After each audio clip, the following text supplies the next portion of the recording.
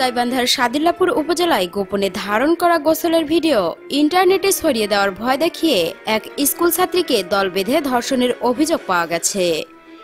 School ছাত্রীর মা দুই যুবককে আসামি করে শনিবার রাতে নারী ও শিশু নির্যাতন দমন আইনে মামলা করেন। মামলার বরাতে পুলিশ জানায়, স্কুল ছাত্রী টিউবওয়েলে গোসলের দৃশ্য গোপনে ধারণ করেন রায়হান। তিনি সেই ভিডিও স্কুল ছাত্রীকে দেখিয়ে অশালীন প্রস্তাব দেন। স্কুল ছাত্রী তাতে রাজি না হওয়ায় ভিডিও ছড়িয়ে দেওয়ার ভয় দেখানো হয়। এক পর্যায়ে ভিডিওটি ফোন থেকে ডিলিট করার আশ্বাস দিয়ে রায়হান ওই স্কুল ছাত্রীকে ধর্ষণ করে। এরপর আরও 2 দিন তাকে ধর্ষণ করে এবং ধর্ষণের দৃশ্য মোবাইলে ধারণ করে। ওই স্কুল ছাত্রীকে ডেকে নিয়ে রায়হানের বন্ধু শাকিল, তিনিও একই কায়দায় স্কুল ছাত্রীকে ধর্ষণ করে। পরে স্কুল ছাত্রী বাড়ি এসে বিষয়টি পরিবারকে জানায়।